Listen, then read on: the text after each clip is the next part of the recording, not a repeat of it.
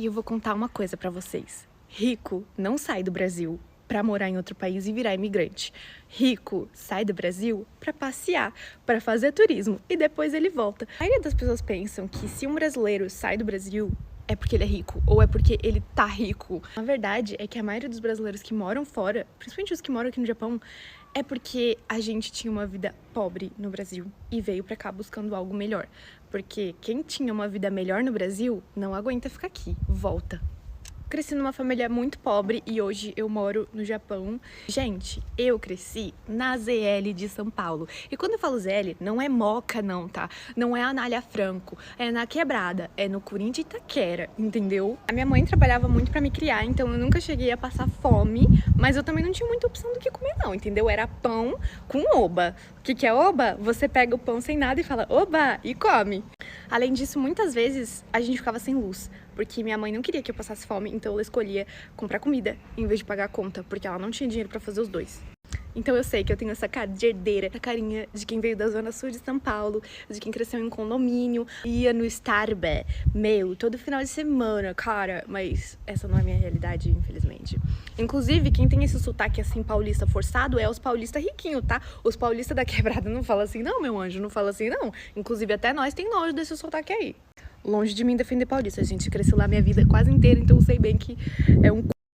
Eu ia ter a oportunidade de estudar em uma escola particular, né, até o meu ensino fundamental, onde eu tinha bolsa, por isso eu estudava naquela escola. Mas ferrou um pouco a minha cabeça, porque era um bando de riquinho, gente, e eu odiava quando depois das férias a professora sempre ficava perguntando de fileira em fileira o que as pessoas fizeram nas férias. E todo mundo tinha, tipo, ido pra Disney, ou no mínimo, pro litoral norte de São Paulo, que é a área rica do litoral de São Paulo. E eu tinha ficado em casa, ou no máximo ido pra casa da minha avó, que eu amava, inclusive, minhas memórias mais felizes são na casa da minha avó, eu amo minha avó, beijo, vó, amo você. Mas eu me senti um pouco envergonhada de ver todos os meus amigos que tinham viajado pra lugares incríveis e eu não tinha viajado pra lugar nenhum, então às vezes eu inventava que eu tinha viajado pra praia e que eu tinha ido pra lugares, assim, que eu nunca tinha ido. E daí teve um dia que eu inventei que eu tinha ido pra Disney. E eu fui pega na mentira, porque eu nunca tinha andado de avião. E eu falei que enquanto eu tava no avião, eu tinha aberto a janela pra sentir o arzinho das nuvens entrando. E aí todo mundo da sala ficou, mas não pode abrir janela de avião? E aí eu fiquei, que eu andei podia. Claramente todo mundo sabia que eu tava mentindo. Sempre que tinha trabalho de escola também, a gente ia fazer o trabalho na casa das minhas amiguinhas, porque eu tinha um pouco de vergonha de levar o pessoal da minha casa. Não que a minha casa fosse super ruim, não era, mas elas moravam em casas muito de ricos, tipo, mesmo assim. Mas, por um lado, eu sou grata pela experiência de ter ido para essa escola, porque isso me fez ser uma pessoa um pouco mais ambiciosa e eu queria melhorar de vida. Eu me sentia muito estagnada e por conta do meu histórico familiar, eu tinha muito medo de não conseguir fazer dinheiro e me dar bem na vida. Como nessa escola era muito normal, a maioria das pessoas, meus amigos já tinham ido pra Disney, pra França, pra outros lugares da Europa, eu tinha muita vontade de sair do Brasil. Tipo, eu não sabia o que eu queria fazer da vida, mas eu sabia que eu não queria ser pobre. Olha essa casa. Vou fazer o vídeo na frente dela só porque ela é bonita, olha isso. Inclusive, quando eu me mudei pro Japão, eu sempre achava que todo mundo aqui era rico porque as pessoas moram em casas, tipo, assim, ou assim. E pra mim, isso é casa de rico. Tive que sair do lugar que eu tava gravando o vídeo porque tinha uma mulher lá e eu fiquei com vergonha. Continuando minha história. Bom, como eu não era rica e meus pais não podiam pagar pra eu sair do Brasil, o que eu pensei? Vou pra faculdade. E na época existia aquele programa chamado Ciências Sem Fronteiras. Esse programa era incrível, que basicamente o governo te pagava um intercâmbio pra você estudar em outro país. E tinha, tipo, convênio com vários países. E daí eu queria muito ir estudar no Canadá. Nem sabia o que eu queria estudar, o que eu queria ser da vida, assim, sabe? Mas o meu intuito de fazer faculdade era só poder viajar pra fora do país.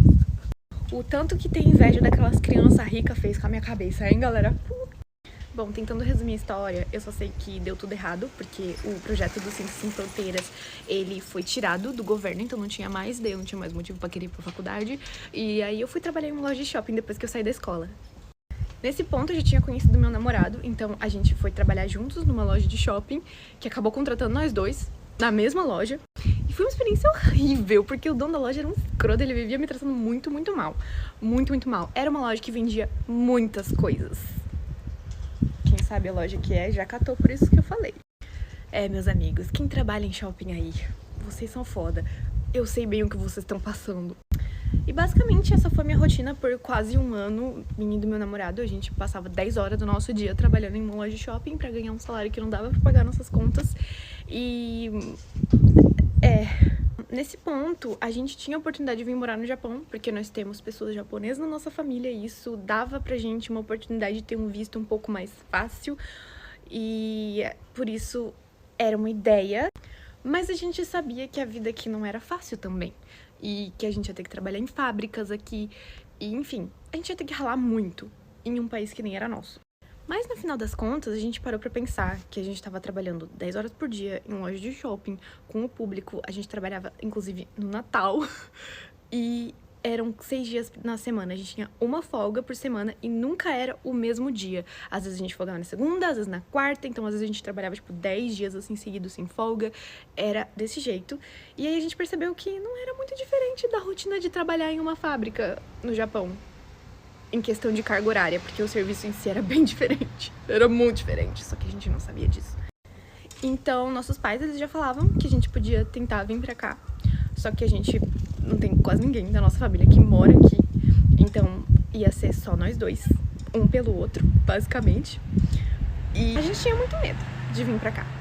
Mas no final das contas, a gente resolveu tentar a sorte, porque a gente sabia que sempre poderia voltar pro Brasil se alguma coisa acontecesse, se desse errado, se a gente não gostasse da experiência. E daí, no final das contas, a gente resolveu vir pro Japão, morar aqui. E já fazem 6 anos que a gente tá aqui. E essa foi a minha história bem resumida de como eu vim morar no Japão, porque o que me levou a decidir vir pra cá. Então, é isso. Se vocês tiverem perguntas, coisas que vocês querem saber, deixa aí nos comentários que eu vou respondendo. E essa foi a história bem resumida, tá? Bem resumida mesmo. Porque se eu fosse contar inteira, a gente ia ficar aqui, ó, muitas horas. Tipo, pra vocês terem ideia, levou anos esse processo da gente decidir vir pro Japão. Então não foi uma coisa muito rápida ou tão simples quanto pareceu, do jeito que eu contei. Claro que a adaptação aqui não foi nada fácil. Por exemplo, essa é uma parte que eu não vou contar muito, que não vai dar tempo aqui, mas foi muito difícil. Eu demorei anos pra me acostumar com o Japão e por muito tempo eu queria ir embora daqui, eu não gostava daqui, mas eu não tinha nada no Brasil, porque eu sou de família pobre. Então eu sabia que se eu voltasse pro Brasil, ia ser como se eu estivesse retrocedendo na minha vida. E eu não queria isso. Eu sempre tive medo de ficar estagnada. Lembra como o meu histórico familiar é? Então eu queria ir cada vez mais pra frente. E eu sabia que eu ia ter que passar por dificuldades pra eu evoluir de vida. Então eu sabia que aquelas dificuldades que eu tava tendo no início da minha vida aqui no Japão eram parte da minha caminhada. Meu Deus, filosofei aqui, meu Deus. E como eu não sou nenhuma safada, mimada, apesar de ter essa cara de safada mimada, eu aguentei o tranco. E aí eu tô aqui até hoje. E essa foi a minha história, muito resumida.